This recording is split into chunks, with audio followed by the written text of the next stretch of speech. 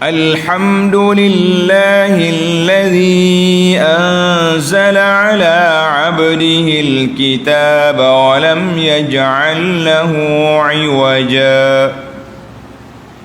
Segala puji tertentu bagi Allah.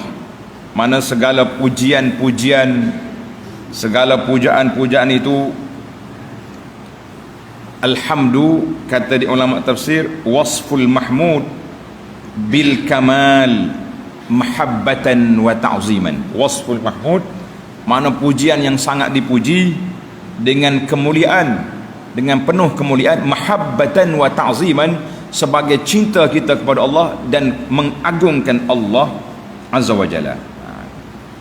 Ada juga ulama kata alhamdulillah dengan makna as-sana'u alaihi, kita puji Allah Ta'ala dengan sifat-sifatnya yang semuanya sifat yang mulia bagi Allah, dengan segala nikmatnya yang zahir dan yang batin.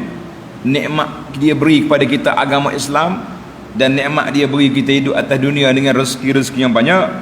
Maka di antara nikmat besar yang Allah anugerahkan, yang kita kena puji Allah Azza wa Jalla, iaitulah inzaluhu al-kitab al-azim.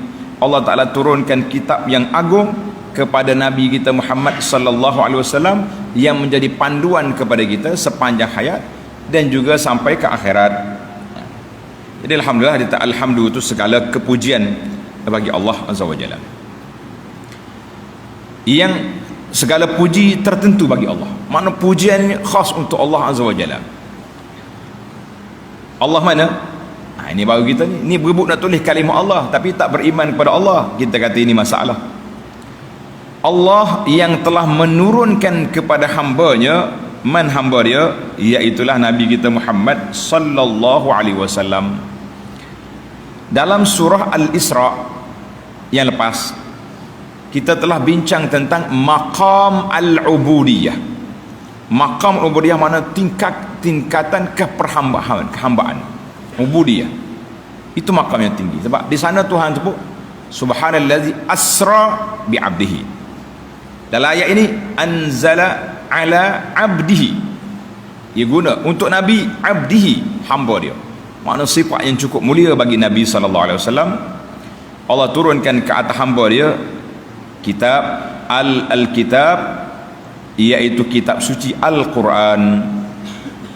Walam yaj'al lahu 'iwaja, dan tidak menjadikan padanya sesuatu yang bengkok dan terpesong. Tak ada. Ini sifat Quran, lurus, tidak ada bengkok, tidak ada tak betul. Itu maksudnya Allah nafikan daripada Al-Quran itu sifat-sifat yang tak baik, ataupun kecacatan, ataupun kecelaan. Sebab Al-Quran semuanya benar belaka. Qat'i subut, dipanggil qat'i itu subut, kesabitannya qat'i, maka kita kena percaya kepada dia.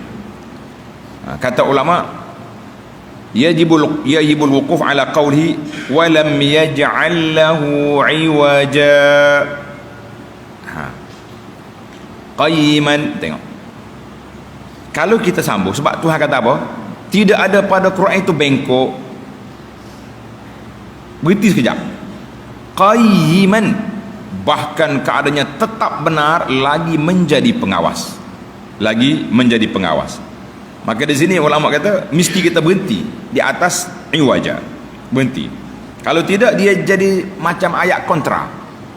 Quran tidak ada Quran ni padanya bengkok, betul belaka. Jadi dia panggil kena berhenti sekejap.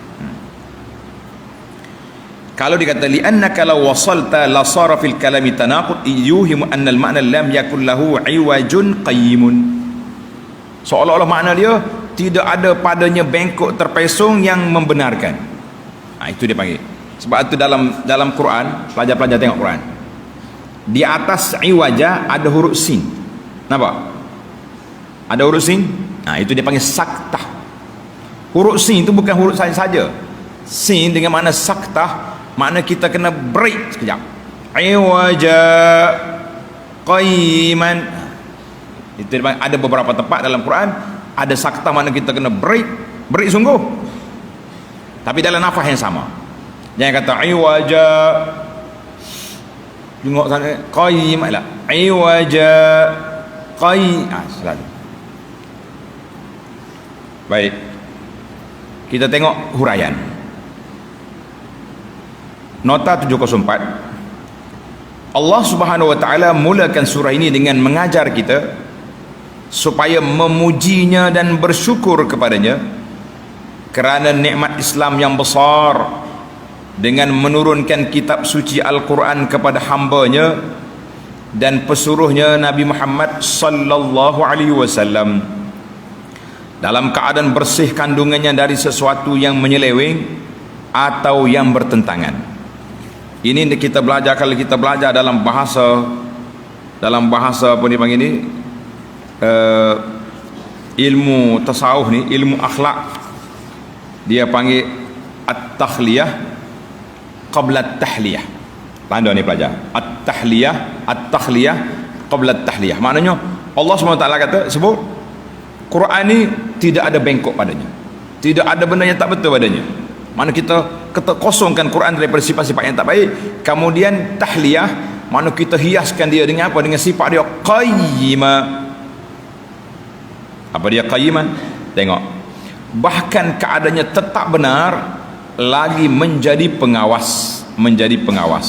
Nota 705. Al-Quran tetap benar dan tepat segala yang terkandung di dalamnya. Al-Quran juga menjadi pengawas dan penjaga segala kebaikan dan kepentingan dunia dan akhirat yang diperlukan oleh umat manusia.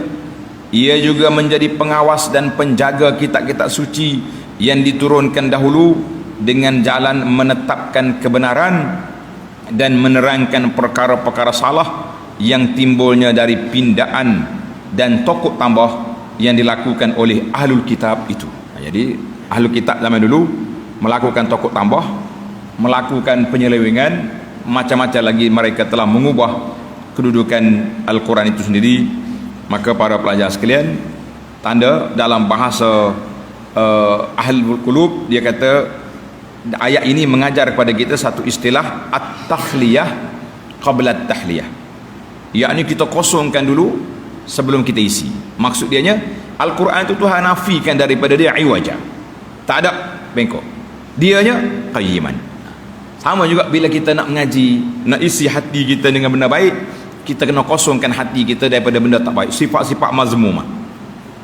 Dalam kitab Penawar bagi Hati, Syekh Abdul Qadir, dia mula dengan 7 anggota zahir sebagai pintu masuk pada hati yang merusakkan, kemudian dia bawa 10 sifat mazmumah yang mesti dia buang, kemudian diikuti dengan 10 sifat mahmudah yang mesti kita bawa untuk apa? Untuk menyatakan untuk menghiasi hati kita. Maka istilah dia at-takhliyatu qabla at-tahliyah. Baik, kita pergi pada ayat kita.